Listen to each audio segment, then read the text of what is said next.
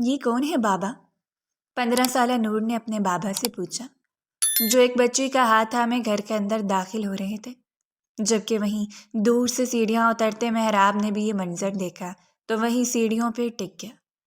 19-20 سال کے لگ بھگ وہ لڑکی گھنگریالے گولڈن بالوں والی، جس کی آنکھیں بڑی بڑی گہرے نیلے رنگ کی تھیں، ان میں سہما پن تو کسی کو دکھائی نہ دیا، البتہ شرارتی پن اس 28 سالہ محراب نے دیکھ لیا تھا۔ بیٹا، یہ آپ کی کزن ہے، آپ کی پھپھو کی بیٹی روشان ہے، اب سے یہ ہمارے ساتھ اسی گھر میں رہیں گے۔ شکیل صاحب نے تعارف کے ساتھ مزید اطلاع بھی دی۔ سچ بابا، یہ ہمارے ساتھ رہیں گی؟ نور کا تو خوشی کے مارے برا حال ہونے لگا۔ وہ ہمیشہ اپنے بابا سے ضد کرتی تھی کہ اسے ایک بہن چاہیے، جس کے ساتھ وہ اپنا دکھ سکھ بانٹ سکے، کھیل سکے، ہنسی مذاق کر سکے، اور آج اس کے بابا نے اس کی یہ خواہش پوری کر دی تھی۔ جی بیٹا، جب تک ان کا روم سیٹ ہوتا ہے یا آپ کے روم میں ہی رہیں گی۔ صحیح، جاؤ روشانے بیٹا، نور کے ساتھ جاؤ، یا آپ کو اپنا کمرہ دکھائیں گی۔ شکیل صاحب نے محبت سے روشانے کے سر پہ ہاتھ رکھتے کہا تو وہ دھیما سا مسکرا کے نور کے بڑے ہاتھ کو تھامے اس کے ساتھ چل دی۔ بابا، یہ کیا سین ہے؟ محراب نیچے اترتے الجھا انداز میں پوچھنے لگا۔ یار اچھا ہوا تم آ گئے۔ شکیل صاحب کے لہجے میں پریشانی تھی اور پھر انہوں نے اسے ساری بات بتا دی۔ وہ کیسے روشانے کو اپنے ساتھ یہاں لے کے آئے؟ بابا، آپ کو پولیس کمپلین کرنی چاہیے تھی۔ وہ ماتھے پہ بل ڈالے بولا، بیٹا سب ہو جائے گا، لیکن ابھی مجھے ایک ایسا قدم اٹھانا ہے کہ میں اس بچی کو مضبوط ہاتھوں میں سونپ سکوں۔ خدا نہ خواستہ مجھے کچھ ہو جائے تو اس بچی کا کیا ہوگا؟ وہ لوگ اسے واپس… بابا کیسی باتیں کر رہے ہیں؟ اللہ آپ کو لمبی زندگی دے، آمین۔ اور کوئی کیسے لے کے جا سکتا ہے اسے جب ماں اس دنیا میں نہیں؟ باپ نے دوسری شادی کر لی، اس گھر میں اس کی جان و عزت محفوظ نہیں، پھر کیسے کوئی اسے لے جا سکتا ہے؟ محراب نے انہیں حوصلہ دیا۔ تم صحیح کہہ رہے ہو یار، لیکن جو بھی کرو، میں ماموں ہوں اور وہ باپ کا حق ہمیشہ اولاد پہ سب سے زیادہ ہوتا ہے۔ وہ لیگلی کسٹڈی لے لے گا۔ کیسے لے گا بابا؟ وہ لڑکی روشانے کوئی نابالغ چھوٹی سی بچی تو ہے نہیں کہ کوئی بھی اٹھا کے یا زور زبردستی کر کے لے جائے گا۔ بالغ ہے، سمجھدار ہے۔ آپ فکر نہ کریں، میرا دوست ہے پولیس میں، ایس پی ضمیر، میں اس سے ڈسکس کرتا ہوں۔ محراب نے ان کی تسلی کرانی چاہی۔ بیٹا میری ایک بات مانو گے؟ اچانک ہی وہ گہری سوچ میں ڈوبے بولے تو وہ تھم گیا۔ تم روشانے سے نکاح کر لو۔ واٹ؟ بابا؟ وہ حیران ہوا۔ بابا آپ جانتے ہیں میں کسی اور کے ساتھ؟ ہاں جانتا ہوں، اور منع بھی نہیں کروں گا۔ یار تم مجھے اچھے سے جانتے ہو، میں تمہیں صرف وقتی طور پہ روشانے سے نکاح کرنے کو کہہ رہا ہوں تاکہ اسے ان ظالموں سے بچا سکوں، کیونکہ جب وہاں سے روشانے کو لایا تو وہ اسے اپنی عزت پہ وار سمجھ رہے تھے۔ جب تک ان سے روشانے محفوظ نہیں ہوتی تم روشانے کو نکاح میں لے لو، تاکہ اگر کوئی اسے لے جانے کی غرض سے آئے بھی تو تمہارا نکاح اس کی ڈھال بن جائے۔ بابا یہ بہت بڑا فیصلہ ہے۔ وہ شانش و پنج میں پڑ گیا۔ جانتا ہوں، پر تمہیں مجبور نہیں کروں گا کہ اس نکاح کو ہمیشہ قائم رکھو۔ حالات سازگار ہوتے ہی تم اسے چھوڑ دینا، میں کہیں اچھا رشتہ دیکھ کے تب تک اس کا نکاح پھر کسی اور سے کر دوں گا، پر یہ بات راز ہی رہے ہم دونوں کے بیچ۔ شکیل صاحب نے اسے ساری بات بتائی تو وہ پرسوچ انداز میں انہیں دیکھے چلا گیا۔ بابا آپ جانتے ہیں میرب کو؟ اسے پتہ چلا تو وہ… نہیں بیٹا، اسے تم اعتماد میں لے کے قائل کر لینا، لیکن یہ راز مت بتانا، کیونکہ میں نہیں چاہتا کہ اس کے خاندان میں اس کے باپ یا کسی اور کو کچھ پتہ چلے اور وہ روشانے کو نقصان پہنچانے کی کوشش کریں۔ بس یہ سمجھو یہ ایک ڈیل ہوگی، ہم دونوں کے بیچ رہے گی۔ شکیل صاحب نے نپے تلے انداز میں ساری بات محراب کی گوش گزار کی تھی۔ وہ اپنے باپ کو پہلی بار یوں پریشان حال دیکھ رہا تھا، ورنہ وہ ہمیشہ ہر بات کو بہت لائٹلی لیتے تھے۔ یہ پہلی دفعہ ایسا ہو رہا تھا کہ وہ اسی کے معاملے میں 100 سے زیادہ کنسرن لے رہے تھے، تو یقیناً معاملہ گمبھیر تھا۔ ٹھیک ہے بابا، جیسا آپ چاہتے ہیں ویسا ہوگا۔ وہ باپ کے سامنے سر تسلیم خم کر گیا، جس سے اس کے باپ کا سینہ فخر سے بلند ہوا۔ ٹھیک ہے، میں چاہتا ہوں کہ یہ نکاح کی سنت کل ہی ادا ہو جائے۔ جتنا وقت لگے گا مشکلات اور پریشانی اتنی بڑھیں گی، اور وہ شخص بہت ٹیڑھی کھیر لگتا ہے، چپ کر کے بیٹھنے والوں میں سے نہیں ہے، اور میں نہیں چاہتا کہ روشانے واپس اس جہنم میں جائے جہاں سے اسے بہت مشکل سے نکال کے لائیں۔ شکیل صاحب نے گہرا سانس خارج کرتے ہوئے بیٹے کو دل کا حال سنایا۔ یار تم تو بہت پیاری ہو، کتنی کیوٹ۔ ایک کام کرو، تم الگ کمرے میں نہ سونا، تو میرے ساتھ ہی کمرہ شیئر کر لو، میں بابا سے بات کروں گی۔ نور کچھ ہی پل میں روشانے کی دیوانی ہو گئی۔ اسے نیلی آنکھوں والی یہ لڑکی بہت پسند آئی تھی، جو کانچ کی گڑیا کی طرح لگتی تھی۔ ٹھیک ہے، ماموں جان سے کہہ دیں گے کہ ہمیں نور کے ساتھ رہنا ہے۔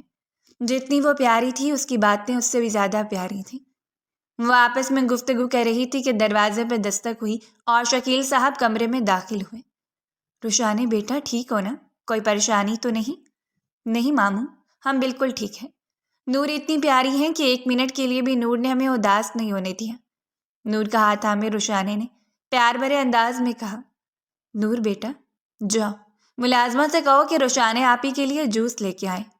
اتنا کہنے کی دیر تھی، نور پلک جھپکتے اپنی جگہ سے اٹھی اور کمرے سے باہر نکل گئی، اور شکیل صاحب روشانے کے پاس جا کر بیٹھتے اس کے سر پر ہاتھ رکھ گئے۔ ایک فیصلہ لیا تمہارے لیے میں نے، اور امید کرتا ہوں کہ انکار نہیں کرو گی، کیونکہ میں نے یہ فیصلہ آپ کے بھلے کے لیے لیا ہے۔ آپ جو بھی فیصلہ لیں گے ہمیں پتہ ہے وہ ہمارے لیے اچھا ہوگا۔ ہم کبھی آپ سے ایک سوال بھی نہیں کریں گے۔ آپ جس طرح ہمیں آج وہاں سے نکال کر لائے، ہمارے لیے سب سے بڑا احسان ہے آپ کا، اسے ہم ساری زندگی نہیں بھلا پائیں گے۔ روشانی نے اپنے ماموں کا ہاتھ تھامے بہت لگاوٹ سے کہا۔ خوش رہو میرا بیٹا، میں کل ہی آپ کا نکاح کر رہا ہوں اپنے بیٹے محراب کے ساتھ۔ اپنی بات کہتے ہوئے انہوں نے روشانی کے چہرے کی جانب دیکھا جس پر کچھ الجھن نظر آئی۔ بیٹا فکر نہیں کرو، مجھے یقین ہے کہ اس دنیا میں اگر میرے بعد کوئی آپ کو سنبھال سکتا ہے تو وہ میرا بیٹا ہی ہے، اور جب تک اس کا ساتھ آپ کے ساتھ رہے گا وہ آپ پر آنچ بھی نہیں آنے دے گا۔ روشانے کو وہ صفائی تو دے رہے تھے، لیکن ان کی آخری بات کی سمجھ معصوم سی روشانے کو بھی نہ آئی۔ لیکن وہ اس بات پر الجھی ضرور تھی کہ جب تک اس کا ساتھ رہے گا اس کا مطلب کیا؟ اس کا ساتھ بھی چھوٹ سکتا تھا۔ وہ یہ بات سوچ سکی لیکن اپنے ماموں جان سے کہہ نہ سکی۔ بیٹا یہ سب میں آپ کی حفاظت کے لیے کر رہا ہوں، امید ہے کہ آپ مجھے غلط نہیں سمجھیں گے۔ شکیل صاحب نے اپنا سلسلہ کلام واپس جوڑا۔ آپ کو جو بھی مناسب لگتا ہے ماموں جان آپ کر سکتے ہیں۔ وہ پھر سے ان کا مان بڑھا گئے۔ وہ اس کے سر پہ دست شفقت رکھتے اسے دعائیں دیتے باہر چلے گئے، جبکہ اسے ایک پل روشانی کی آنکھوں سے آنسو بہہ نکلے۔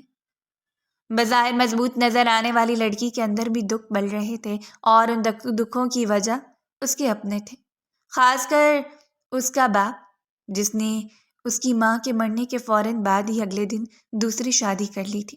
جیسے وہ انتظار میں تھا اس کی بیوی مر جائے اور وہ اپنا گھر پھر سے بسا لے، لیکن گھر بسانے سے پہلے اس نے یہ نہ سوچا کہ جس سے وہ شادی کر رہا ہے اس کو بھی اولاد ہے۔ لیکن وہ ارشد کی پرانی محبت تھی، نبھانی تو تھی، کیونکہ اس عورت نے ارشد سے شادی کرنے کے لیے اپنی شوہر سے طلاق لی تھی، اور ساتھ میں 2 بچے بھی تھے جو اب جوان ہو چکے تھے، اور انہی سے وہ شخص اپنی بیٹی کی حفاظت نہ کر سکا۔ کہنے کو وہ صرف 18 اور 19 سال کے تھے، لیکن ان کی حرکتیں بہت ہی واہیات تھیں۔ 2 سے 3 بار وہ روشانے کو ہراساں کر چکے تھے۔ ان کی صحبت برے لڑکوں کے ساتھ تھی جس کو نہ اس کا باپ ماننے کو تیار تھا، نہ ہی اس کی سوتیلی ماں۔ ہر بار وہ روشانے کو غلط کہتی، اور اس بار حد ہو گئی جب اس کی سوتیلی ماں کا بڑا بیٹا اس کے کمرے میں گھس آیا اور اس کا دوپٹہ کھینچ گیا تھا، اور روشانے نے کھینچ کر تھپڑ اس کو دے مارا، جس پر وہ بری طرح سے آپے سے باہر ہوتا۔ وہ روشانے کو زور سے دھکا دے گیا۔ وہ بامشکل ہی اپنی عزت بچاتی باہر کی جانب بڑھی کہ تبھی اس کی سوتیلی ماں بھی شور کی آواز سن کر وہاں پہنچی، اور اس پر ان کے بیٹے نے اپنی محبت کی جھوٹی کہانی سنائی، جس میں وہ اور ارسم ایک دوسرے سے محبت کرتے تھے، اور روشانے نے اسے اپنے کمرے میں بلایا اور اب ڈرامے کر رہی تھی۔ روشانے نے بہت زیادہ اپنی صفائی میں دلیلیں دینی چاہیں، لیکن کسی نے بھی اس کی ایک نہ سنی، اور پہلی بار اسے اپنے بابا سے تھپڑ پڑا جو اس کے ماموں سے برداشت نہ ہوا۔ اس کے برعکس شکیل صاحب اسی وقت وہاں آن موجود ہوئے تھے، جس وجہ سے انہوں نے یہ سارا منظر دیکھا اور آگے بڑھ کر روشانے کو اپنے سینے سے لگایا۔ ماموں جان ہم سچ کہہ رہے ہیں، ہم بے قصور ہیں، ہم نے کچھ نہیں کیا، یہ شخص ہم پہ الزام لگا رہا ہے، کوئی ہمارا یقین نہیں کر رہا۔ وہ سسکتے ہوئے شکیل صاحب کے سینے سے لگے بول رہی تھی۔ ہاں ہاں ہم بے وقوف ہیں، پاگل ہیں نا، جو یہاں یہ سب تماشا دیکھ کر تم پر یقین کر لیں گے۔ خبردار تم نے میرے بیٹے پہ الزام لگانے کی کوشش بھی کی تو اس گھر سے باہر نکال دوں گی۔ صبیحہ بیگم نے غصے سے روشانی کو آنکھیں دکھائیں۔ آپ کیا میری بیٹی کو گھر سے باہر نکالیں گے؟ میں خود اسے یہاں سے لے کے جا رہا ہوں، لیکن افسوس اس بات کا ہے کہ جو اس کا باپ ہے وہ اس کا باپ کہلانے کا لائق ہی نہیں۔ اب تو مجھے بتاؤ گے کہ میں اس کا باپ بننے کے لائق ہوں یا نہیں؟ ہمارے گھر کے معاملے میں دخل اندازی مت دو اور جاؤ یہاں سے۔ ارشد صاحب نے شکیل صاحب کے ساتھ بھی بہت اجنبیت بھرے انداز سے بات کی۔ اگر آپ میری بہن کے شوہر نہ ہوتے تو یقین جانے اس وقت میں آپ کے ساتھ کیا کر لیتا، آپ سوچ بھی نہیں سکتے تھے۔ میں یہاں سے جاؤں گا لیکن روشانی کو ساتھ لے کر جاؤں گا۔ تم ایسا نہیں کر سکتے، روشانی کہیں نہیں جائے گی، اسی گھر میں رہے گی، میری بیٹی ہے وہ۔ صرف کہنے کو ارشد بھائی، ورنہ جو سلوک آپ اس کے ساتھ کر رہے ہیں نا وہ سوتیلوں سے بھی بدتر ہے، اور ایسی جہنم میں اپنی بہن کی بیٹی کو نہیں چھوڑ سکتا۔ آپ کو جو کرنا ہوا نا کر لینا۔ چلو روشانی، وہ چلیے باہر نکلے۔ ماموں ہمارے کپڑے، چادر، کچھ بھی نہیں لینا اس گھر سے۔ تمہارے ماموں کے ہاتھوں میں اتنا دم ہے کہ وہ آپ کی ہر چیز پوری کر سکتے ہیں۔ اور پھر وہ اسے لیے وہاں سے نکلے اور اپنا کہا سچ کر دکھایا۔ 1 گھنٹے تک کے سفر سے پہلے انہوں نے روشانی کو ضرورت کا سب کچھ لے کر دیا۔ وہ تو اس میں مطمئن تھی کہ اس کے ماموں نے اس کی سائڈ لی، اس کے لیے سٹینڈ لیا اور اس کی عزت کی حفاظت کی۔ جتنا ماموں سے خوش تھی اتنا ہی اپنے باپ سے دکھی تھی، جس نے دوسری شادی کے بعد اس سے بات تک نہیں کی تھی۔ کبھی اسے پوچھا نہیں تھا کہ اسے کسی چیز کی ضرورت ہے یا نہیں۔ دوسری شادی کے بعد وہ بس اپنی دوسری بیوی کو پیارے ہو گئے، یہاں تک کہ اپنا پیار بھی ان کے 2 بیٹوں پہ نچھاور کرنے لگے، اور بھول ہی گئے کہ اللہ نے انہیں ایک بیٹی سے بھی نوازا ہے جو ان کی سگی بیٹی ہے۔ روشانی نے سسکی بھری تھی، لیکن اگلے ہی لمحے نور اس کے لیے جوس کے ساتھ کافی کچھ کھانے کے لیے لے آئی تو وہ سر جھٹکتی آنسوں پونچھے مسکراتی۔ پیاری پڑی، تم رو رہی ہو؟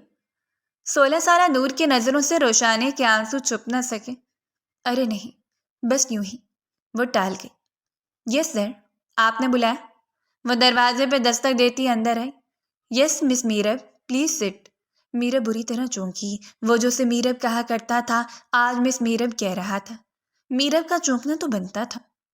دھڑکتے دل سے وہ اس کے سامنے دھری ایک چیئر پہ بیٹھی۔ کچھ بات کرنا چاہتا ہوں آپ سے، اس لیے بلایا۔ محراب کو سمجھ نہیں آ رہی تھی بات کیسے شروع کرے۔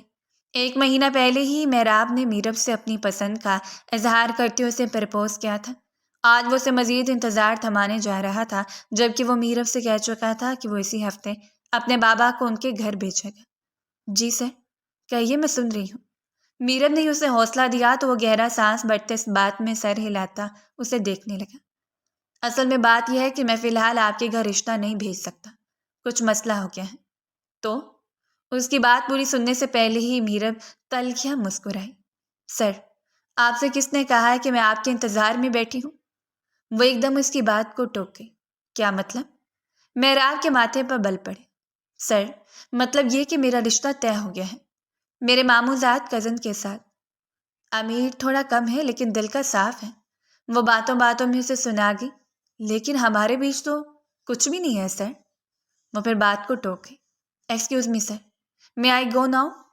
وہ اپنی سیٹ سے اٹھی تھی۔ وہ اس بار کچھ بول ہی نہ پایا۔ وہ جا چکی تھی، کیا واقعی اس کا رشتہ ہو گیا تھا یا وہ جھوٹ بول رہی تھی؟ محراب نہیں جانتا تھا، پر وہ اپسیٹ ہوا تھا۔ پہلی بار کوئی لڑکی اسے پسند آئی تھی، لیکن کیسی تقدیر تھی کہ اس کو چھوڑنا پڑ رہا تھا۔ چاہ کے بھی سچ نہیں بتا سکتا تھا باپ نے یہ راز رکھنے کو جو کہا تھا۔ اگر وہ تھوڑا سا اسے سمجھنے کی کوشش کرتی تو شاید دونوں کا دل نہ ٹوٹتا۔ وہ آنکھیں نیچے سیٹ کے ساتھ ٹیک لگا گیا۔ دوسری طرف میرب اپنی سیٹ تک آتے اپنی آنکھوں میں امڑتے آنسوؤں کو روک نہ پائی۔ تمہیں آخری بار سمجھا رہی ہوں میرب، یہ امیر مرد اعتبار لائق نہیں ہے۔ امیروں کا کام ہی یہی ہے، غریب لڑکی کے ساتھ ٹائم پاس کرو اور شادی کے لیے امیر لڑکی چنو۔ تم دیکھنا ایک دن وہ تمہیں بھی ڈچ کرا دے گا۔ میرب کو اس کی بڑی بہن نے کتنا سمجھایا، پر میرب کو محراب پہ پورا یقین تھا۔ اس نے کہا تھا اسی ہفتے وہ اپنے بابا کے ساتھ آئے گا رشتہ لینے، پر کیا ہوا؟ آج وہ آفس میں بلا کے کہہ رہا تھا کہ وہ نہیں آ سکتا، اسے وقت چاہیے، اور میرب اسے ہمیشہ کے لیے وقت دے آئی تھی۔ اپنے آنسو اپنے اندر اتارتے وہ اپنے کام میں مگن ہو گئی۔ شام تک نکاح کی سنت ادا کر دی گئی۔ چند ایک بہت قریبی رشتہ دار ہی اس نکاح میں شامل ہوئے تھے۔ محراب نے اپنے باپ کا مان رکھا تھا، اپنے دل کی نفی کر کے۔ ایسے بیٹے بھی ماں باپ کو خوش قسمتی سے ملتے ہیں۔ اور شکیل صاحب واقعی خوش قسمت تھے۔ سب مہمانوں کو الوداع کرتے وہ اندر آئے، جہاں نے کہا کہ سفید جوڑے میں روشانے بہت پیاری سی گڑیا لگ رہی تھی۔ اس کے سر پہ ہاتھ رکھے وہ نم آنکھوں سے مسکرا دی۔ انہیں اپنی مرحوم بہن یاد آ گئی، جو اپنی زندگی میں بہت کم لکھا کے آئی تھی۔ روشانے نے اپنی ماں کا ہی روپ لیا تھا۔ بابا، آپ کے لیے فون ہے۔ اچانک ہی محراب نے باپ کے پاس آتے انہیں موبائل تھمایا تو اس بات میں سر ہلاتے موبائل لیے کمرے سے باہر نکل گئے، جبکہ بے اختیار ہی محراب کی نگاہ روشانی پہ جا ٹھہری۔ اس پل وہ ساکت ہوا تھا، جب وہ آئی تب دیکھا، تب بات اور تھی، پر اب وہ اس کے نکاح میں تھی تو دیکھنے کا انداز خود بخود ہی بدل گیا۔ اسی پل روشانی کی نگاہیں بھی اس دلکش مرد کی جانب اٹھی تھی جس کے لیے اس کے ماموں نے کہا تھا کہ وہ اس کی حفاظت کرے گا، پر اس بل کے زیر اثر وہ دونوں نفوسی آئے تھے۔ یہ نکاح کے بعد پہلی نظر تھی جو دونوں کی ایک دوسرے پہ اٹھی اور پھر پلٹنا ہی بھول گئی۔ دونوں یکٹک ایک دوسرے کو دیکھے جا رہے تھے، دل میں عجیب سے جذبات ابھرے۔ بھائی، اگلے پل وہ نور کی آواز میں چونکے۔ محراب نے رخ پھیرے خود کو کمپوز کیا اور نور کی جانب مڑا۔ بھائی، میرا نیک نکالے نا؟ وہ ہتھیلی پھیلا گئی۔ کیا چاہیے میری بہن کو؟ محراب نے اسے اپنے حلقے میں لیتے اس کے ماتھے پہ لب رکھے۔ اس پل روشانے کو اپنے باپ کے سوتیلے بیٹے یاد آئے۔ وہ بھی تو اس کے بھائی بن سکتے تھے نا، لیکن وہ تو عزت پہ ہی ہاتھ لگا کے بیٹھ گئے۔ روشانے کا سر جھک گیا، آنکھیں بھی نم ہونے لگیں۔ بھیا، مجھے تحفہ چاہیے۔ آپ کو پتہ ہے کیا کہا تھا؟ جب آپ کی شادی ہوگی تو کیا لوں گی؟ وہ اسے وہ بات یاد کروا رہی تھی جو وہ کبھی بھلا ہی نہیں تھا۔ پر آج تو صرف نکاح ہی ہوا ہے، شادی تو نہیں ہوئی۔ وہ اسے تنگ کرتا بولا، جبکہ اس کی بات پہ روشانے کا دل دھک سے رہ گیا۔ ایک ہی بات ہے، نکاح ہو گیا، اسی کو شادی کہتے ہیں۔ چلیں، جلدی سے میرا تحفہ دینا۔ وہ اپنی بات کرتی پھر سے ہتھیلی پھیلا رہی تھی۔ محراب نے اسے اپنی پاکٹ سے ایک مخملی کیس نکال کے اس کی جانب بڑھایا۔ اس میں ڈائمنڈ رنگ دیکھتے نور کی بانچیں کھل اٹھی۔ واو، یہ میرے لیے ہے نا؟ تھینک یو بھائی، یو آر بیسٹ بھائی ان دی ورلڈ۔ وہ اپنا تحفہ لے کے بے انتہا خوش تھی۔ بھیا، روشانے بھابھی کا گفٹ بھی دینا۔ وہ اپنی رنگ دیکھتے یوں ہی سرسری بولی تو محراب کی نگاہ کا مرکز پھر سے وہ چھوٹی سی لڑکی بنی تھی۔ تمہاری روشانے بھابھی نے گفٹ مانگا ہی نہیں۔ وہ جیسے نور کے ساتھ اسے بھی تنگ کرنے لگا تھا۔ روشانے گھبرا کے اپنا سر مزید جھکا کے، پھر بھی آپ دے دینا کیونکہ آپ تو بیسٹ ہے نا، نور اپنی ہی کہتے جا رہی تھی۔ نور، پانی پلاؤ میرا بچہ۔ محراب نے اسے ٹالنا چاہا۔ میں ابھی لے کے آئی۔ وہ روم سے نکلی تھی کہ محراب نے روشانے کے قریب آتے اسے بغور دیکھا۔ یہ لے۔ وہ اس کی جانب ایک مخملی ڈبیا بڑھا گیا۔ یہ کیا ہے؟ وہ تھوڑا ہکلائی۔ خود کھول کے دیکھ لیں۔ وہ دھیمی مسکان چہرے پہ سجا کے اسے دیکھتے بولا۔ روشانی نے دھیرے سے اس کے ہاتھ سے وہ ڈبہ لیا اور اسے کھولا۔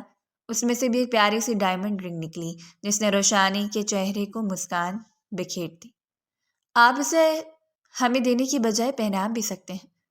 روشانی کی بات پہ محراب نے گنگ ہوتے اسے دیکھا۔ وہ تو اسے معصوم چھوٹی سی ناسمجھ لڑکی سمجھ رہا تھا، پر اس کی بات نے محراب کے سوچنے کے دھارے کو بدلا تھا۔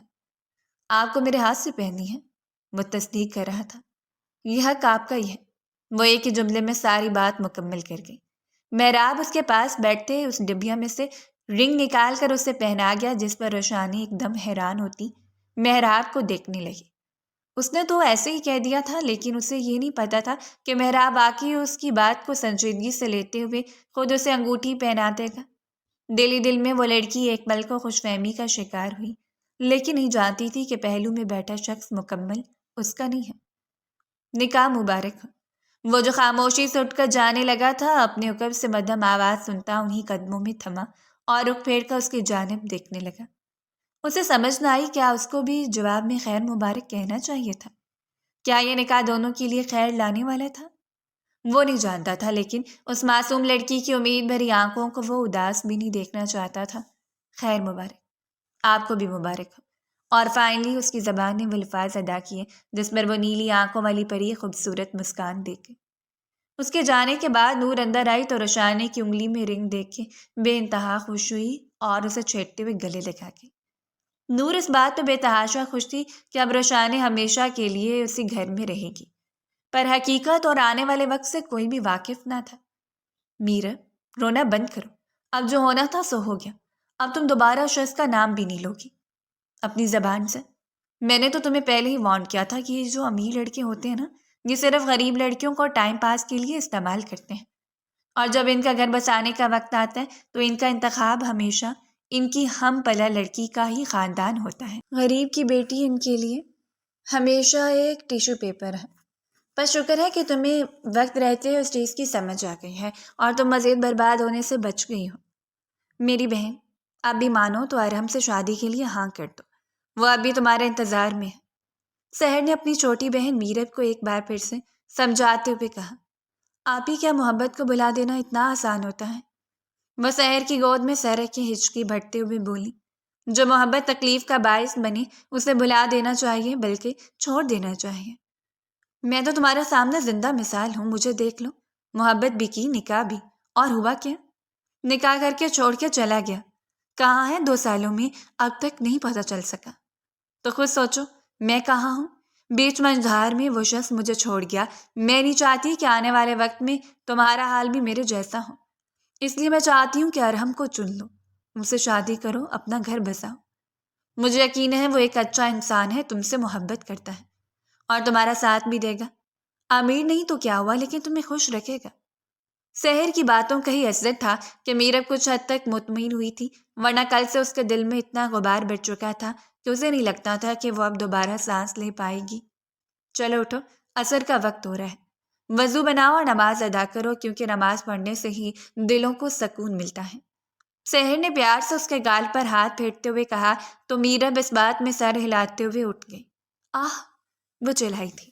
اچانک چلاتے وہ کمرے سے نکلی تو راداری سے گزرتے محراب کے کندھے سے بہت بری طرح جا ٹکرائی۔ محراب جو اپنے دھیان میں فون سنتا ہوا اپنے کمرے کی جانب بڑھ رہا تھا، اچانک سے ہی روشانی کے زور سے دھکا لگنے پر وہ بری طرح لڑکھڑایا اور ریلنگ کے ساتھ جا لگا۔ ہاتھ میں پکڑا موبائل ریلنگ سے نیچے گرتا شہید ہو گیا، لیکن محراب اسے صرف ایک نظر ہی دیکھ سکا، کیونکہ جتنی بے احتیاطی سے روشانی اس کے ساتھ ٹکرائی تھی، اگر وہ فوراً اسے کمر میں ہاتھ ڈالے نہ تھامتا تو وہ خود بھی ریلنگ سے نیچے جا گرتی۔ آہ! وہ کراہی تھی، کیونکہ اس کی کمر بہت بری طرح ریلنگ سے جا لگی تھی۔ محراب کے بچانے کے باوجود وہ چوٹ لگوا چکی تھی۔ اس کی نیلی آنکھیں آنسوؤں سے بھر گئیں، جبکہ محراب نے کسی متاع حیات کی طرح اسے اپنے سینے میں بھینچا ہوا تھا۔ دونوں کی دھڑکنیں ایک ہی تال پہ دھڑک رہی تھیں۔ ٹھیک ہو تم؟ محراب نے آپ والا سین بند کرتے سیدھا تم کہا۔ وہ اسے تم کہہ کر ہی مخاطب کرنے لگا۔ ان کے نکاح کو آج 1 ہفتہ ہونے کو آیا تھا اور اس دوران دونوں کے بیچ میں بہت ہی کم بات چیت ہوتی تھی، جبکہ شکیل صاحب نے محراب کے ساتھ مل کر روشانی کے تحفظ کے حوالے سے عدالت میں کیس فائل کر دیا، تاکہ اگر اس کا باپ روشانی کو کوئی بھی نقصان پہنچانے کی کوشش کرے تو پولیس اس کے خلاف کارروائی کرے گی۔ لیکن اس 1 ہفتے کے دوران روشانی کا باپ بالکل خاموش تھا، اور اس کی خاموشی بھی اچھی نہیں تھی۔ جی ہماری کمر، وہ ہچکیوں سے روتی۔ محراب نے سرنفی میں ہلاتے اسے دھیرے سے چھوڑا تو وہ اپنے پیروں پہ کھڑی ہوئی، لیکن کمر درد کی وجہ سے پھر لڑکھڑاتے گرنے لگی کہ بے اختیار محراب کی شرٹ کو سینے سے تھامے خود کو گرنے سے بچایا۔ محراب نے بھی پھر سے اس کی کمر میں ہاتھ ڈالے اسے اپنے ساتھ لگا لیا۔ یہ نزدیکی محراب کی جان پہ بن رہی تھی، وہ بار بار یوں قریب آ رہی تھی۔ محراب کے دل کی حالت ہی عجیب سی ہو رہی تھی۔ شکیل صاحب وکیل کے پاس گئے تھے تو نور اپنی دوست کی طرف کچھ اسائنمنٹ کا کام کرنے کے لیے گئی تھی، ورنہ وہ اس وقت نور کو بلوا کر اس کے سہارے روشانی کو کمرے میں بھجوا دیتا۔ بہت درد ہو رہا ہے، وہ نہ چاہتے ہوئے محراب کو اپنی تکلیف بتا گئی۔ میں ملازمہ کو بلاتا ہوں۔ نہیں، وہ رضیہ گھر نہیں، پلیز چھوڑنا مت۔ وہ جو اسے ریلنگ کے سہارے کھڑا کرتے جانے لگا کہ روشانی نے اسے کس کر پکڑ لیا۔ اگلی پل وہ گہرا سانس بھرتا خود ہی اسے اپنی باہوں میں بھرے ہوئے اس کے کمرے کی جانب بڑھا۔ اس پر روشانی کی پوری آنکھیں کھل گئیں۔ اس کے ہاتھوں کا لمس اپنی کمر میں محسوس کرتی وہ دل و جان سے کانپنے لگی تھی۔ پہلی بار کسی مرد کا ایسا لمس محسوس کر رہی تھی اور سہ کر پانا مشکل ہی لگ رہا تھا۔ وہ اسے دھیرے سے بستر پہ لٹاتا، تکیے پہ سر رکھتا پیچھے ہٹا کہ روشانی کی چین اس کے کالر میں اٹک گئی۔ وہ واپس اس پہ گرا، لیکن اس بار خود کو اس سے ٹچ ہونے سے بچا لیا۔ اف! یہ سارے فلمی سین آج ہی میرے ساتھ ہونے تھے۔ وہ جھنجھلایا۔ ویٹ، میں نکالتا ہوں۔ وہ اسے اپنی چین کے ساتھ الجھتا دیکھ کر اس کا ہاتھ رک گیا اور خود اس کی چین کو نکالنے لگا۔ اس چین کے لاکٹ پہ اللہ لکھا تھا۔ ذرا سی کھینچ پڑنے پر اس کے گلے کے گرد نشان پڑا۔ پلیز آرام سے کریں نا۔ وہ دھیرے سے روتے ہوئے منمنائی، جبکہ بے اختیار ہی محراب کی نگاہ اس کے گلابی پنکھڑیوں پہ جا ٹھہری جو ہلکے ہلکے کپکپا رہے تھے۔ لبوں کے اوپر بلیک تل اپنی چھپ دکھاتا اسے تنگ کر رہا تھا۔ اپنے ہونٹ دان تلے دباتا وہ اسے ایک عوری پہ نوازتا، دھیرے سے اس کی چین سے اپنی شرٹ آزاد کراتا پیچھے ہٹا۔ اف، ہماری کمر! وہ تڑپ کے بمشکل درد برداشت کرتے آنکھیں میچ گئی۔ محراب کو سمجھ نہ آیا کہ کیا کرے، کیسے اس کی تکلیف کا ازالہ کرے۔ کوئی کریم ہے؟ لگا دوں تمہیں؟ وہ اچانک آفر کر گیا۔ آپ کیسے لگائیں گے؟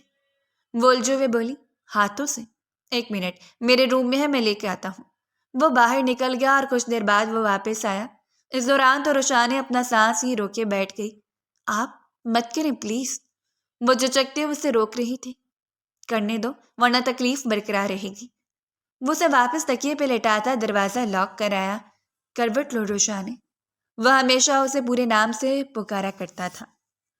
بمشکل وہ پلٹنے کی کوشش کر رہی تھی لیکن کر نہیں پا رہی تھی۔ محراب نے اس کی طرف جھکتے اس کی کمر میں ہاتھ ڈالے، ذرا سا اوپر کرتے اسے سائڈ کروٹ دلوائی۔ وہ درد سے تڑپ گئی۔ گہرا سانس بھرتا اس کی قمیص کو سرکاتا اس نشان تک لایا جہاں اسے چوٹ لگی تھی۔ صاف شفاف بل کھاتی دودھیا کمر دیکھتے محراب کے حلق میں کانٹے سگنے لگے تھے۔ ہونٹوں پہ زبان پھیرتے انہیں تر کیا اور آئنٹمنٹ کھول کے اس کی کمر پہ زخم والی جگہ پہ لیپ کرتا ہلکا ہلکا ملنے لگا۔ روشانی نے بیڈ شیٹ کو مٹھیوں میں جکڑتے آنکھیں موند اپنے لب دانتوں تلے کچل ڈالے۔ وہ اس قدر نرمی اور آرام سے انائٹمنٹ سے مساج کر رہا تھا اور اس کا مساج کرنے کا انداز اتنا جان لیوا تھا کہ روشانی کے دل کی دھڑکنیں بڑھنے لگی۔ اس احساس کو سمجھ نہیں پا رہی تھی پر اسے محراب کا چھونا برا نہیں لگ رہا تھا۔ وہ اس کی شرٹ کو نیچے واپس سڑکاتا اپنی اس پہ کمفرٹر ڈالتا اٹھ گیا تھا۔ اپنی کمر کو گرم رکھنا، آرام آ جائے گا، اور آئندہ خبردار جو میں نے بھاگتے دیکھا تمہیں، جانتی ہو اگر نہ تھامتا تو سیدھا نیچے گر جاتی۔ Can you imagine? ہڈی پسلی توڑوانی تھی تم نے۔ ہڈی پسلی بچ گئی، کمر ٹوٹ گئی۔ وہ منمنائی۔ ہوا کیا تھا؟ کیوں بھاگی اتنی تیزی سے؟ وہ اس کے پاس آتا کمر پہ ہاتھ ماتھے پہ بل ڈالے پوچھ رہا تھا۔ وہاں اندر باتھ روم میں کاکروچ تھا۔ اس کی بات سنتے وہ سر نفی میں جھٹکتا وہاں سے باہر نکل گیا، جو کہ اپنی کمر پہ ابھی تک اس کی انگلیوں کا لمس محسوس کرتی اپنے دل کی دھڑکن کو بڑھتا محسوس کر رہی تھی اور چہرے پہ ایک مسکان سجی تھی۔ دروازے پہ زور زور سے دستک ہوئی۔ وہ جو سب ہنسی مزاح میں مصروف تھے ایک دم خاموش ہو گئے۔ آپ لوگ بیٹھو بچوں، میں دیکھتا ہوں، شکیل صاحب نور اور روشانی کو کہتے اٹھتے دروازہ کھول گئے۔ بنا پوچھے دروازہ کھولنا ان کی سب سے بڑی غلطی تھی۔ سامنے کھڑے شخص نے اندر آتے ہی ان کے سر پہ راڈ سوار کیا۔ وہ درد سے بلبلا اٹھے۔ نور اور روشانی کی چیخیں بلند ہوئیں، دونوں ہی اپنی جگہ سے اٹھی تھیں۔ باپ کو خون میں لت پت دیکھ کر نور کو اپنی سانسیں رکتی محسوس ہوئی۔ ماموں جان! روشانی چیختی ہوئی باہر صحن میں آئی تو ارشد صاحب طنزیہ انداز میں بیٹی کی جانب دیکھتے اسے شکیل صاحب کے پاس پہنچنے سے پہلے ہی بالوں سے بری طرح جکڑ گئے اور اس کا چہرہ اپنی جانب موڑا۔ روشانی تو تڑپ ہی گئی۔ چھوڑو، وہ اس کا باپ تھا لیکن صرف نام کا، پر آج یہاں اس طرح آ کے اس شخص نے ثابت کر دیا تھا کہ وہ باپ نہیں کسائی تھا۔ بہت تکلیف ہو رہی ہے اس شخص کو اس حال میں دیکھ کے۔ کس نے کہا تھا کہ اس کے پاس یہاں آؤ؟ آپ ایک گھٹیا اور ظالم انسان ہیں۔ افسوس رہے گا ہمیں ساری زندگی کہ ہم آپ کی بیٹی ہیں۔ اللہ آپ جیسے والد کسی دشمن کی بیٹی کو بھی نہ دے۔ اس کے الفاظ پہ ارشد صاحب کا دماغ بری طرح بھڑکا اور گھما کے ایک زور کا تھپڑ اس کے گال پہ رسید کیا کہ وہ دور جا گری۔ اس کے ہونٹ کا کنارہ پھٹ گیا، نازک گال پہ 5 انگلیوں کا نشان بن گیا۔ روشانی کی آنکھوں کے آگے اندھیرا چھا گیا تھا۔ تیری اتنی جرت کہ تو مجھ سے زبان چلے؟ اپنے باپ سے؟ اب تو دیکھ کیا کرتا ہوں تیرے ساتھ۔ وہ زبردستی روشانی کو کھینچتا وہاں سے اپنے 2 آدمیوں کے ہمراہ باہر کی طرف جانے لگا۔ بھابھی! نور کو اپنی آواز بھی بمشکل سنائی تھی۔ وہ باہر کی جانب بھاگنے کے انداز میں بڑھی ہی تھی کہ بری طرح لڑکھڑا کے گر گئی۔ وہ کمسا لڑکی باپ کو زخمی دیکھ کر اور روشانے کو کڈنیپ کر کے لے جاتا دیکھ کر بری طرح ڈر گئی تھی۔ اس کے اعصاب جکڑے گئے تھے۔ وہ جتنی دیر میں اٹھ کر باہر آئی، روشانے کو اس کا باپ وہاں سے لے جا چکا تھا۔ نور گرتی پڑتی اپنے باپ کے پاس آئی اور ان کا سر اپنی گود میں رکھا۔ وہ بری طرح زخمی تھے اور ان کے سر سے خون بہہ رہا تھا۔ بابا، بابا، آپ ٹھیک ہیں؟ وہ معصوم روتے ہوئے باپ کا چہرہ تھام گئے۔ محراب، شکیل صاحب اپنی بند ہوتی آنکھوں سے نور کو دیکھتے بیٹے کا نام پکارے تھے اور اگلی پل وہ بے ہوش ہو گئے۔ بابا، وہ نے جھنجھوڑنے لگی، لیکن وہ بے ہوش ہو چکے تھے۔ بھائی، بھائی، وہ محراب کے لیے چلا رہی تھی، لیکن محراب گھر پہ نہ تھا۔ وہ گھر ہوتا تو کیسے جرأت کرتا ارشد تنویر یہاں آنے کی؟ جان سے نہ مار دیتا، لیکن سیکیورٹی کہاں تھی؟ یہ ایک سوالیہ نشان تھا۔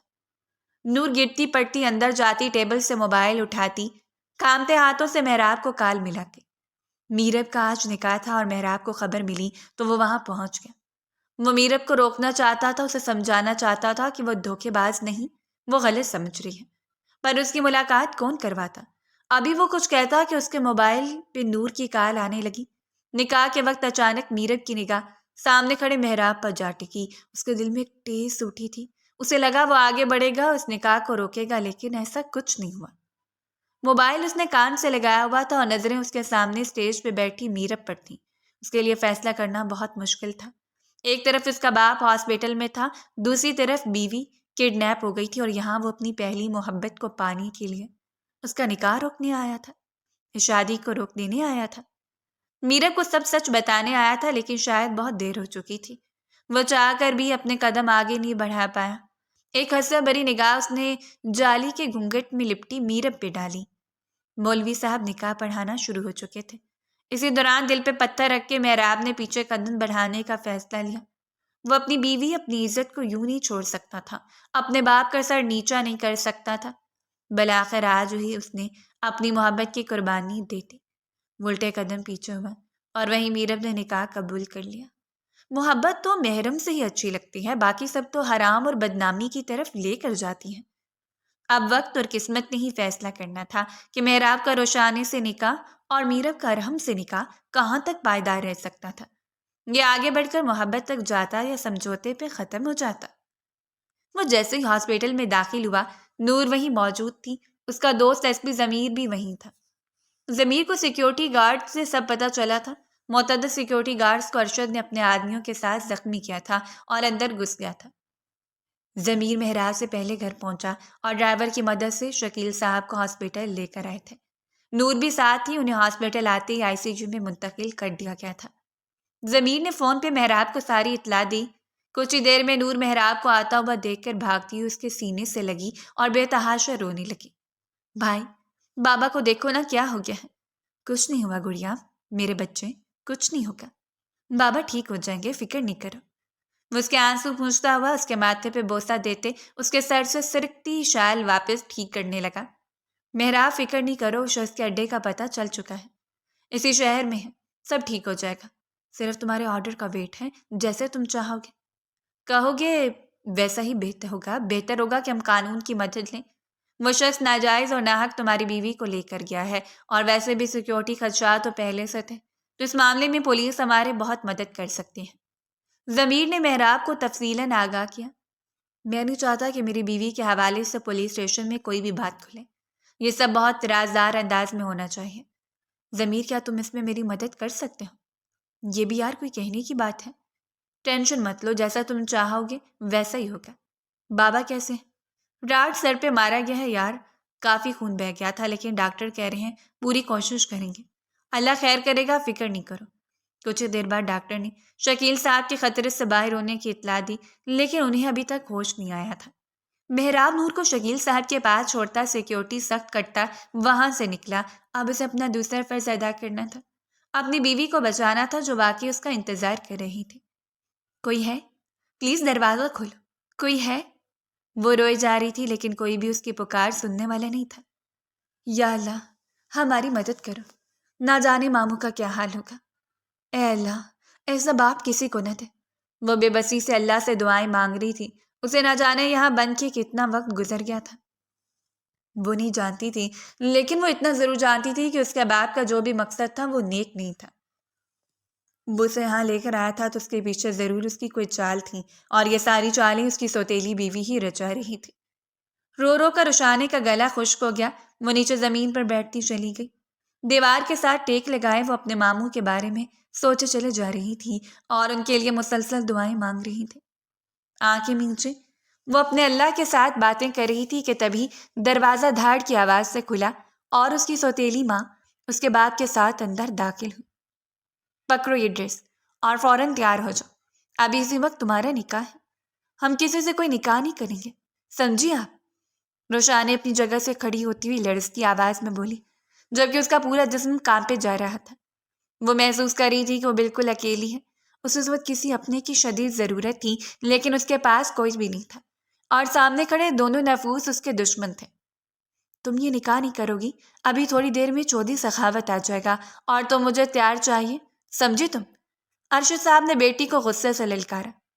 آپ چاہیں جو مرضی کر لیں، ہم یہ نکاح کبھی نہیں کریں گے، تمہارے تو اچھے بھی نکاح کریں گے، جان سے مار دیں ہمیں، لیکن ہم… ابھی اس کی بات مکمل نہیں ہو پائی تھی کہ سبیہ بیگم نے روشانے کو بالوں سے پکڑ کر جھنجھوڑا۔ کیا کر رہی ہو سبیہ؟ اگر اس کو چوٹ آئی ہے، اس کو تکلیف ہوئی تو چودھری سخاوت نے نکاح سے انکار کر دینا ہے، اس کے چہرے کی قیمت تو دے رہا ہے۔ یہ اس کا باپ تھا، آج اپنی بیٹی کو ایک بوڑھے آدمی کے ساتھ زبردستی نکاح کرنے پر مجبور کر رہا تھا، کیونکہ اس نے چودھری سخاوت سے 50 لاکھ روپے لیا تھا، جس کے بدلے میں اب اسے اپنی بیٹی کا نکاح اس سے کرنا تھا۔ ہم مر جائیں گے لیکن یہ نکاح نہیں کریں گے، تم نہیں، تمہارے ماموں ڈیمو تو دیکھ لیا ہوگا ہاسپٹل میں، آج تو بچ گیا ہے لیکن ضروری نہیں دوبارہ بچے، اور میرے آدمی ابھی بھی اسی ہاسپٹل میں موجود ہیں، اور میرے ایک اشارے کی دیر ہے وہ تمہارے ماموں کا نام اس صفحہ ہستی سے مٹا دیں گے۔ اب فیصلہ تمہارے ہاتھ میں ہے، یہ نکاح یا تمہارے ماموں کی موت۔ اس کے باپ نے اس کے سامنے ایسی بات رکھ دی کہ وہ چاہ کر بھی اب کچھ نہیں بول پائی۔ وہ اپنے ماموں کے لیے اپنی جان تک دے سکتی تھی۔ اس کے ماموں کی جو حالت آج اس کے سامنے ہوئی، اس کے بعد وہ بہت زیادہ ڈر گئی تھی۔ کچھ بعید نہیں تھا کہ سامنے کھڑا شخص واقعی ان کو مار ڈالے۔ خاموشی سے سبیہ کے ہاتھ سے شادی کا جوڑا لیتے ہوئے نفرت بھری نگاہ ان دونوں پر ڈالی تو وہ دونوں فاتحانہ مسکراہٹ دیتے ہوئے باہر نکل گئے۔ یہ شادی کا جوڑا نہیں، ہمارا کفن ہے۔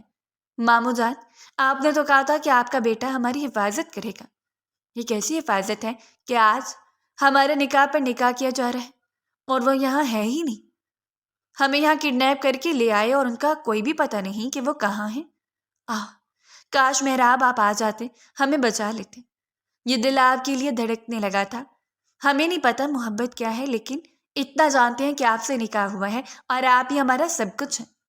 پلیز آ جائیں، ہمیں ان سے بچا لیں۔ وہ بری طرح سسکتے ہوئے شادی کے جوڑے کو ہاتھ میں پکڑتی مروڑتی سسک اٹھی، پر اسے بھی تیار ہونا تھا، ورنہ یہ دونوں فرعون نہ جانے کیا کرتے تھے۔ وہ دلہن بنی باہر لائے گی جہاں چودھری سخاوت دولہا بنا اپنے ساتھ بارات میں چند مرد اور 2 عورتیں لے کر آیا تھا۔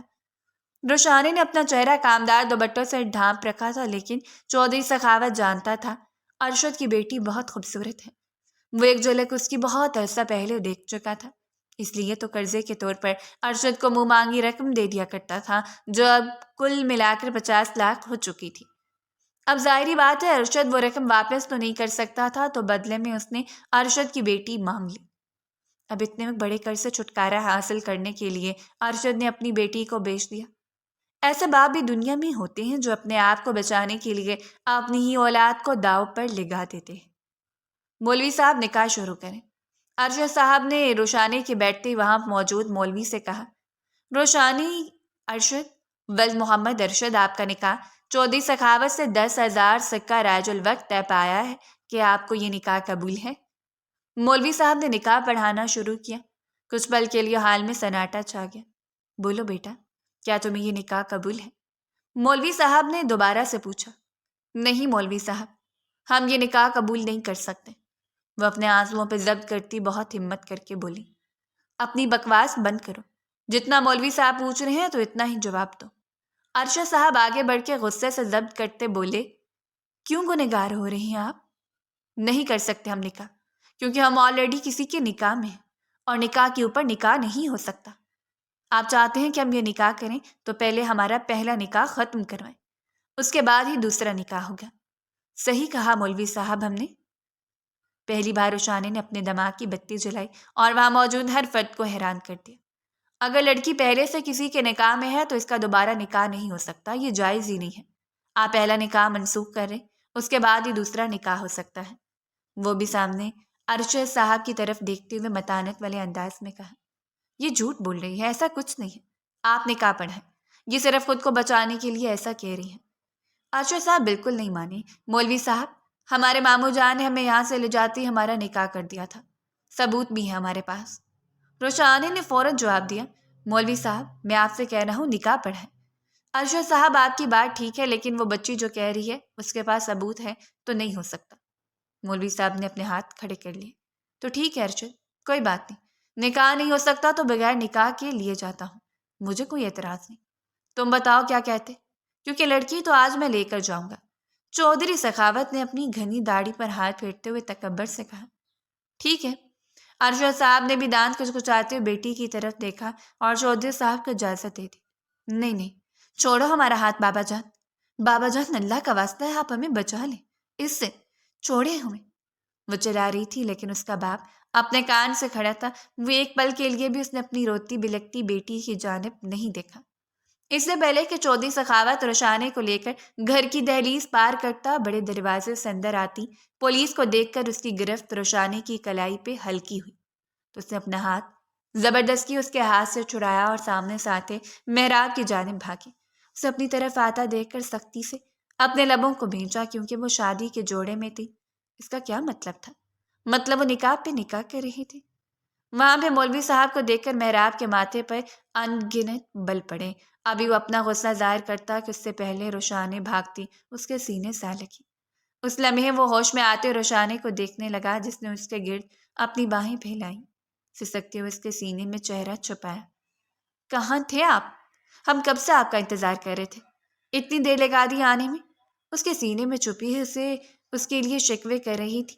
محراب نے بے اختیار ہوتے اسے اپنے سینے میں سختی سے بھینچا، جبکہ پولیس نے چودھری سخاوت کو اس کے ساتھیوں سمیت حراست میں لے لیا، تو وہیں دوسری طرف ارشد اور اس کی بیوی کو پولیس حراست میں لے چکی تھی۔ چودھری سخاوت تو بہت برا پھنسا تھا۔ کم سن حسین دوشیزہ کے چکر میں وہ اب جیل کی سیر کرنے جا رہا تھا۔ یہی حال ارشد صاحب اور ان کی بیوی کا بھی تھا۔ ارشد صاحب بہت بری طرح چیخے چلائے، لیکن پولیس انہیں اپنی حراست میں لیتے ہوئے لے جا چکی تھی۔ محراب، بھابھی کو لے کر جاؤ، یہاں پہ سب کچھ میں دیکھ لوں گا، ضمیر نے بہت ہی مدھم آواز میں محراب سے کہا، تو محراب اس بات میں سر ہلاتے ہوئے روشانے کو وہاں سے لیے باہر نکلا اور اپنی گاڑی کی جانب بڑھا۔ روشانے ابھی بھی اپنا چہرہ گھونگھٹ سے ڈھانپے ہوئے تھی، لیکن ہچکیوں سے روتی چلی جا رہی تھی۔ اسے پیسنجر سیٹ پر بٹھاتے وہ گاڑی سٹارٹ کر چکا تھا، لیکن اس نے روشانے سے ایک بات بھی نہیں کی۔ نہ جانے وہ کیوں غصہ تھا، جبکہ روشانے کو اس کی اس وقت بہت زیادہ ضرورت تھی۔ لیکن وہ تو اپنا کندھا تک نہیں دے رہا کہ وہ اس کے کندھے پر سر رکھ کر آنسو بہا لیتی۔ اس وقت محراب کا چہرہ بالکل سپاٹ تھا۔ وہ اسے لیے گھر آیا۔ ماموں جان، فکر کرنے کی ضرورت نہیں، ان کا بیٹا بھی زندہ ہے، اندر جاؤ تم۔ وہ نہ جانے کیوں اس سے روڈلی بات کر رہا تھا۔ اس کا کیا قصور تھا؟ محراب آپ، وہ سسک کے اس کے نام پکارتی، اسے لب بھیجنے پہ مجبور کر کے۔ سنائی کم دیتا ہے، اندر جاؤ، اور میرے واپس آنے سے پہلے یہ فضول ڈریس چینج ہو، ورنہ اسی کے سمے تمہیں بھی آگ لگا دوں گا۔ بلا کر وہ اپنے غصے کو ظاہر کر ہی گیا کہ اسے کیوں اس قدر غصہ آ رہا تھا۔ ہمیں ڈر لگ رہا ہے، ہم اکیلے اندر نہیں جائیں گے، وہ ہمت کرتے بولی۔ ابھی وہ کوئی جواب دیتا اسے کہ موبائل پہ آتی کال نے اس کی توجہ کھینچ لی۔ کال نور کی تھی اور اس نے اطلاع دی تھی کہ بابا کو ہوش آ گیا اور وہ جلد از جلد ہاسپٹل آئے۔ بس میرا بچہ، میں آ رہا ہوں، راستے میں ہوں، اپنا خیال رکھنا اور بابا کا بھی۔ وہ نور سے اس قدر محبت بھرے لہجے میں بولا کہ روشانے اپنا چہرہ دونوں ہاتھوں میں چھپاتے شدت سے روتی، اور اگلی پل گاڑی کا دروازہ کھولتے اندر کی جانب بھاگی۔ اس وقت اسے بس تنہائی چاہیے تھی، کوئی بھی تو اپنا نہیں تھا جو اسے سمیٹتا۔ ماں اس دنیا سے چلی گئی، باپ نے دوسری شادی کرتے اس سے منہ موڑ لیا، ماموں اپنا بنا کے یہاں لائے تو ایک ایسے شخص کو سونپ دیا جو شاید اس سے نفرت کرتا تھا۔ شاید وہ یہ سب نہ سوچتی، لیکن ایک دن اس نے محراب کے موبائل میں میرت کی تصویر دیکھ لی تھی۔ تب سے وہ اس سے بدظن ہو چکی تھی، جبکہ میرت تو اب ارحم کی ہو چکی تھی۔ پر وہ کیا جانتی، اسے تو جو بھی رشتہ ملا ادھورا ہی ملا۔ مزید ادھورا پن شاید اس کی جان لے لیتا۔ وہ سب کچھ نوچ کے پھینکتی پورا کمرہ پھیلا کے۔ ہم ماموں سے کہہ دیں گے ہمیشہ اس کے ساتھ نہیں رہنا، ہمیں کسی کے اوپر زبردستی بوجھ نہیں بننا، اور اگر ماموں نے ہماری بات نہ مانی تو ہم یہ گھر بھی چھوڑ کر چلے جائیں گے اور کسی کو نہیں بتائیں گے کہ ہم کہاں ہیں۔ وہ ابھی تک روئے جا رہی تھی۔ آج کا سارا دن اس کا بہت برا گزرا تھا۔ اس نے ڈریس چینج کر کے ہلکا پھلکا ڈریس پہنا اور نور کے نمبر پہ کال کر۔ نور کا موبائل محراب کے پاس تھا۔ وہ خود وضو بنانے گئی تھی۔ روشانے کی کال دیکھتے اسے پھر سے اس کا لال جوڑا یاد آ گیا۔ اس سے پہلے کہ وہ کال ریسیو کرتا شکیل صاحب کو ہوش آ گیا تھا۔ ڈاکٹر نے شکیل صاحب کی مکمل کنڈیشن بتائی۔ وہ تھوڑی دیر ہوش میں آنے کے بعد پھر بے ہوش ہو گئے تھے، پر اب ان کی جان خطرے سے باہر تھی اور ممکن تھا صبح تک انہیں ڈسچارج بھی کر دیا جاتا۔ آج کی رات انہیں آبزرویشن میں ہی رکھنا تھا۔ تھوڑی دیر میں محراب نور کو بھی گھر لے جانا چاہتا تھا کیونکہ کافی دیر سے ہاسپٹل تھی۔ وہ گھر کی سیکیورٹی بھی سخت کروا چکا تھا۔ یہ الگ بات ہے کہ سب دشمن اس وقت جیل میں تھے، پھر بھی کوئی رسک نہیں لینا چاہتا تھا۔ یہ کیس اب عدالت میں چلتا، یقیناً ان سب کو سزا ہی ہونی تھی۔ محراب تم نور کو گھر جاؤ، انکل کے پاس میں ہوں، ویسے بھی وہ سو رہے ہیں، صبح تک ہی جاگیں گے، دوائیوں کے زیر اثر ہیں، بے فکر ہو کے گھر جاؤ، تھوڑا ریسٹ کرو، اس وقت گھر میں بھی تمہاری ضرورت ہے۔ ضمیر نے محراب کو محبت اور نرمی سے سمجھا۔ میں بابا کو چھوڑ کر نہیں جا سکتا ضمیر، کیا تمہیں مجھ پہ بھروسہ نہیں؟ دوست ہوں یار تمہارا، انکل کو اپنے باپ کی جگہ سمجھتا ہوں، ٹرسٹ میں کچھ نہیں ہوگا، میں سیکیورٹی سخت کروا چکا ہوں اور خود بھی یہیں رہوں گا۔ تم نور کو لے جاؤ گے اور اسے بھی اور تمہیں بھی ریسٹ کی ضرورت ہے۔ ضمیر کی بات تو اس بات میں سر ہلاتا نور کو لیے گھر کی جانب کے لیے نکلا، جبکہ نور کے موبائل پہ آتی روشانے کی کال کو اس نے کاٹ دیا تھا، جس میں دوسری جانب موبائل بیڈ پہ پھینکتے ہوئے روشانی آنکھوں میں آئے آنسوؤں کو پھر سے نہ روک پائی۔ وضو بناتے وہ عشاء کی نماز ادا کرنے لگی۔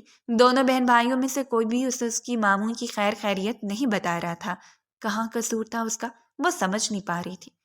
نماز ادا کرنے کے بعد اللہ سے اپنے ماموں کی صحت و تندرستی کی دعا مانگی تو دل کو کچھ سکون آیا۔ تبھی دروازہ کھلا اور نور اندر داخل ہوئی۔ بھابھی، روشانے کو صحیح سلامت دیکھتے نور اپنی بھابھی کی جانب بڑھی اور اسے سینے سے لگایا۔ روشانے کو لگا اس پوری دنیا کی بھیڑ میں کوئی تو اس کا اپنا ہے۔ وہ اس کے گلے لگ کے پھر سے روتی۔ سامنے ہی وہ ستمگر کھڑا تھا جس کی نظریں اس کے اوپر رہی تھیں اور گہری نظروں سے اسے اپنے حصار میں باندھے ہوئے تھا۔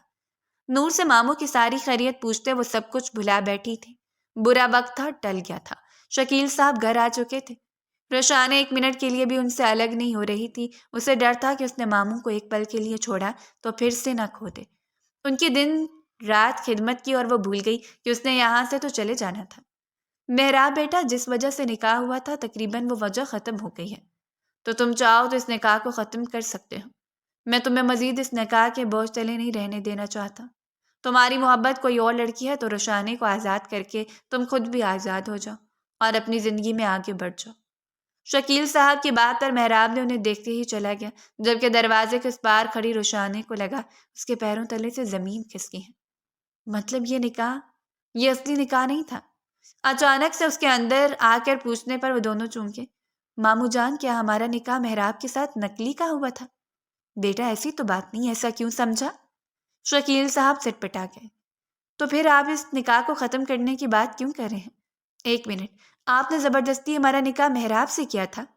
ایسا کیوں کیا ماموں آپ نے؟ وہ بری طرح ان کے سینے سے لگ کر روتی۔ میری بات سنو بیٹا، ایسا نہیں جیسا آپ سمجھ رہے ہو، بلکہ پھر بھی کچھ نہیں سننا چاہتے ہم۔ سب دھوکہ ہی ہے، لیکن پھر بھی ہم کسی پہ زبردستی مسلط نہیں ہونا چاہتے۔ ماموں جان، آپ اس نکاح کو ختم کر دیں۔ ہو گیا آپ دونوں کا؟ روشانے اور اپنے باپ کے پاس آتے اس بار محراب نے روشانے کو غصے سے دیکھا، جو سر جھکائے کھڑی تھی۔ بابا جان، میں روشانے سے نکاح ختم نہیں کرنا چاہتا، بلکہ روشانے کی رخصتی چاہتا ہوں۔ کیا آپ مجھے روشانے کی رخصتی دیں گے؟ سیدھا ڈائریکٹ اپنے باپ کی آنکھوں میں آنکھیں ڈال کر پوچھ رہا تھا۔ روشانے اور شکیل صاحب اس کی طرف حیرت سے دیکھنے لگے کہ آیا وہ واقعی رخصتی چاہتا ہے یا ان کا وہم ہے، لیکن پھر محراب نے ثابت کیا کہ جو اس نے کہا وہ اس نے کر دکھایا۔ اس نے ایک ہفتے کے اندر اندر روشانے کی رخصتی بھی لے لی۔ شکیل صاحب نے اس سے وعدہ لیا تھا کہ چاہے زندگی کے کسی بھی موڑ پر پہنچ جائے، وہ کبھی بھی روشانے کا ہاتھ نہیں چھوڑے گا۔ اس نے یہ دیا تھا کیونکہ نکاح سے محبت تک پہنچنے میں وقت تو لگا تھا، لیکن اب پہنچ گیا تھا۔ وہ دلہن بنی حجلے عروسی میں اس کا ویٹ کر رہی تھی کہ تبھی وہ اندر داخل ہوا۔ روشانے کا دل زوروں سے دھڑکنے لگا جب وہ اس کے بہت قریب آ کے بیٹھا تو وہ بے اختیار ہی خود میں سمٹی۔ محراب کے چہرے کو مسکان ہی چھوا۔ جتنا مرضی سمٹ لو، آج بہت بری طرح تمہیں بکھیروں گا اور پھر خود سمیٹوں گا۔ وہ ذرا سا پیچھے ہوتا، تکیہ سر کے نیچے رکھتا، اسے دیکھتا، مدھم آواز میں بولا تو اس نے جھٹ سے گھونگھٹ ہٹا دیا۔ آپ کو موقع ملا تو تھا، پھر آپ نے اسے فائدہ کیوں نہیں اٹھایا؟ کیا مطلب؟ اس نے روشانی کی بات پہ سیدھے ہوتے بیٹھتے پوچھا۔ ایک لڑکی کی تصویر دیکھی آپ کے موبائل۔ شش! وہ ایک دم اس کے لبوں پہ ہاتھ رکھے اسے ٹوک گیا۔ کسی بھی بے گناہ پہ کوئی الزام یا تہمت نہیں لگانا روشانے، کیونکہ سچائی نہیں جانتی تم۔ مجھے بتائیں پھر، کیا یہ سچائی کافی نہیں کہ میری لائف میں صرف تم ہو اور ہمیشہ تم ہی رہو گی؟ وہ اسے کھینچ کے اپنے اوپر گراتا اس کا دل دھڑکا گیا۔ وہ ایک دم بالکل چپ سی ہو گئی۔ روشانے، یہ جو نکاح ہوتا ہے نا، اس میں بہت تاثیر ہوتی ہے، اور محبت تو اپنی محرم سے ہی اچھی لگتی ہے، باقی سب تو فتنہ ہے۔ وہ اس کی ٹھوری کو چھوتے محبت سے بولا تو اس کے پورے جسم میں جیسے کرنٹ سا دوڑا تھا۔ اچھا سنو، یہ شرمانا تو تھوڑی دیر کے لیے بند کرو، اور عورت نام ہی شرم کا ہے، آپ کو اس پہ کمپرومائز کرنا پڑے گا۔ وہ اترائی تھی۔ کر لوں گا، بس محبت پہ کوئی کمپرومائز نہیں ہوگا، سمجھی تم؟